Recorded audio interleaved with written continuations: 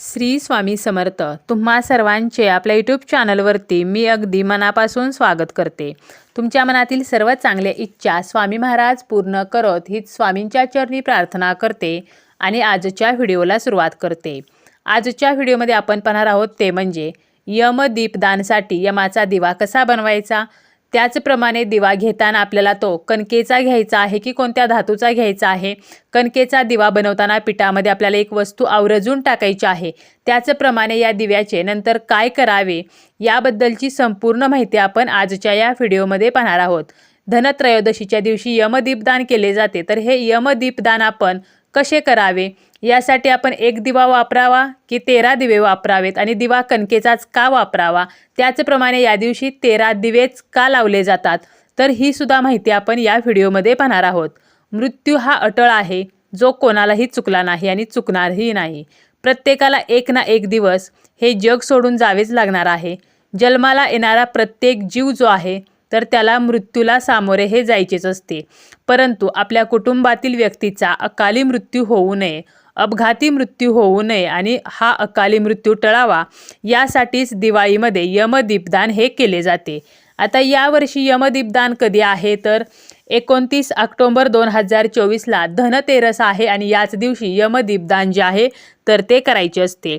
मृत्यूची देवता यमराजाची या दिवशी पूजा केली जाते. ही पूजा संध्याकाळी सूर्योदयानंतर केली जाते. स्कंद पुराणानुसार त्याचप्रमाणे पद्मपुराणानुसार सुद्धा यमराजासाठी घराबाहेर दिवा जो आहे तर तो लावला जातो. यामुळे आपल्या कुटुंबातील सदस्यांचा अकाली मृत्यू टळतो. यमदीपदान हे कसे करावे तर धनत्रयोदशीच्या दिवशी सूर्यास्तानंतर हे यमदीपदान जे आहे तर ते केले जाते. धनत्रयोदशीची जी पूजा आहे तर ती पूजा झाल्यावर आपल्या घराच्या बाहेर हे यमदीपदान करायचे असते. आता यमाचा दिवा जो आहे तर तो कसा बनवायचा तर आपल्याला काय करायचं आहे, कणकेचा दिवा बनवायचा आहे. थोडीशी कणिक घ्यायची आहे म्हणजे गव्हाचं पीठ. त्यामध्ये आपल्याला एक वस्तू टाकायची आहे, ती म्हणजे चिमूटभर हळद आपल्याला टाकायची आहे आणि ही कणिक घट्ट मळून घ्यायची आहे. या कणकेमध्ये आपल्याला मीठ जे आहे तर ते अजिबात घालायचं नाही आणि जेवढे आपल्याला दिव्यासाठी कणिक लागणार आहे तर तेवढीच आपल्याला मळून घ्यायची आहे. आपण जी मळलेली कणिक आहे तर ती संपूर्ण कणिक आपल्याला दिव्यासाठी वापरायची आहे. या कणकेचे आपल्याला गोळे करून घ्यायचे आहेत.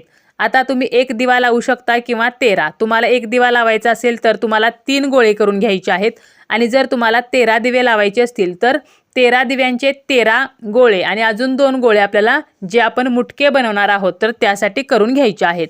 तर अशा प्रकारे तुम्ही एक दिवा बनवा किंवा 13 दिवे बनवून घ्या आणि 2 मुटके आपल्याला बनवून घ्यायचे आहेत. यानंतर आपल्याला काय करायचं आहे, एक तामण घ्यायचं आहे. त्यामध्ये एक केळीचं पान ठेवायचं आहे किंवा तुम्ही फुलांच्या पाकळ्या ठेवा आणि त्यावरती मध्यभागी एक दिवा ठेवायचा. त्याच्या दोन्ही बाजूला 2 मुटके ठेवायचे आणि तुम्ही जर 13 दिवे बनवलेले असतील तर उरलेले 12 दिवे सुद्धा आपल्याला त्या दिव्याच्या सभोवताली त्या तामणामध्ये ठेवायचे आहेत. आणि यानंतर या दिव्यामध्ये आपल्याला तेल घालायचं आहे आणि घराच्या बाहेर आपल्याला हे दिवे जे आहेत तर ते प्रज्वलित करायचे आहेत.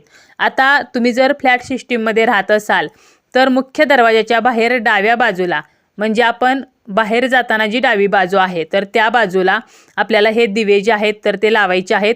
आता दिव्यातील जी वात असणार आहे तर त्या वातीची दिशा जी आहे तर ती दक्षिण दिशेला असावी.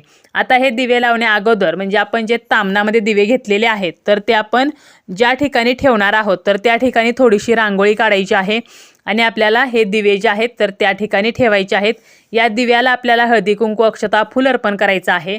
यानंतर आपल्याला यमदेवांना प्रार्थना सुद्धा करायची आहे. आपल्याला हात जोडायचे आहेत. यमदेवांना मनोभावे प्रार्थना करायची आहे की माझ्या कुटुंबात कोणाचाही अपमृत्यू होऊ नये आणि एक मंत्र सुद्धा बोलायचा आहे. आता तो मंत्र कोणता आहे तर तो मंत्र जो आहे तर तो असा आहे, मृत्यूना पाशदंडाभ्याम कालेन शामयासह त्रयोदशा दीपदानात सूर्यजा प्रियताम मम.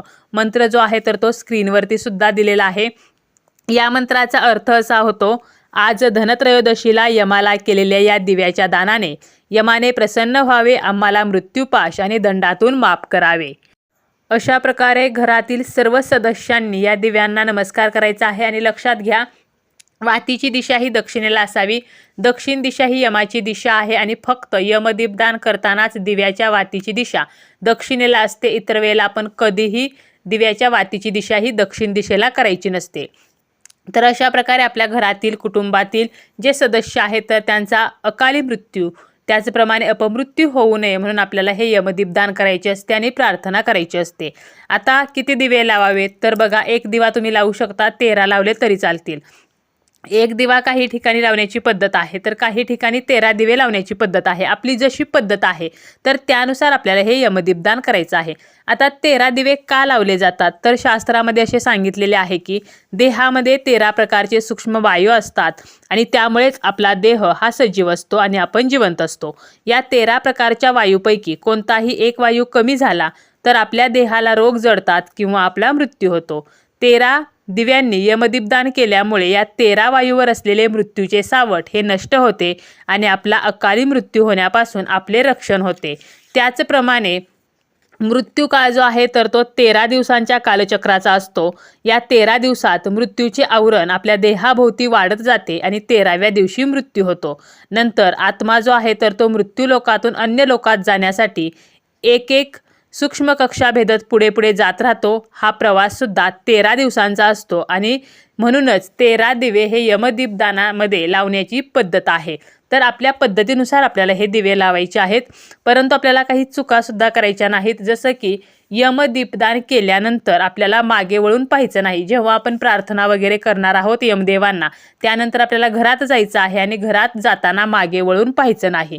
त्याचप्रमाणे याच दिवशी धनत्रयोदशी असते, त्यामुळे आपल्याला या दिवशी संध्याकाळी घराला कुलूप लावून जायचं नाही. बऱ्याच वेळेला आपण खरेदीसाठी बाहेर जातो आणि घराला कुलूप लावतो, परंतु असं न करता आपल्याला कोणी ना कोणी घरी थांबायचं आहे. या दिवशी कोणालाही उधार पैसे द्यायचे नाहीत, घरामध्ये कलह करायचे नाहीत, पैशाचे व्यवहार करायचे नाहीत. कारण कोणाशीही आपण जर या दिवशी आर्थिक व्यवहार केले तर माता लक्ष्मी जी आहे तर ती निघून जाते. आता यमदीपदानासाठी आपण जो कणकेचा दिवा घेतो तर हा कणकेचाच दिवा का घ्यावा आणि कणकेचा दिवा करणे शक्य नसेल तर, आता तुम्हाला जर कणकेचा दिवा करणे शक्य नसेल तर तुम्ही मातीच्या पंती ज्या आहेत तर त्या घेऊ शकता. परंतु शक्यतो प्रयत्न करायचा आहे की आपल्याला कणकेचा जो दिवा आहे तर तो कणकेचाच घ्यायचा आहे. कारण कणकेचा जो दिवा आहे तर या दिव्यामध्ये नकारात्मक तमोगुणी लहरी म्हणजे ज्या लहरी मृत्यूचे कारण आहेत तर ते शांत करण्याची क्षमता असते, म्हणून आपल्याला कणकेचा वापर करायचा आहे. त्याचप्रमाणे जेव्हा आपण कणकेचा दिवा लावतो आणि दिवा जेव्हा विझतो तर तेव्हा छोटे छोटे कीटक, मुंग्या त्या दिव्याला लागतात आणि त्या दिव्याची जी कणिक आहे तर ती खातात. म्हणजे काय, अप्रत्यक्षरित्या आपल्याकडून एक प्रकारचं अन्नदान सुद्धा होतं आणि म्हणून कणकेचा दिवा तयार करायचा. आता या दिव्यांचं पुन्हा काय करायचं हा सुद्धा प्रश्न पडतो.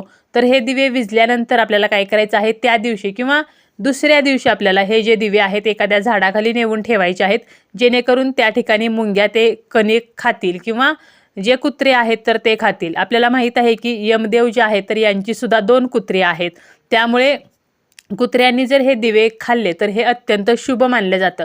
त्यामुळे आपल्याला हे दिवे एखाद्या झाडाखाली फक्त नेऊन ठेवायचे आहेत.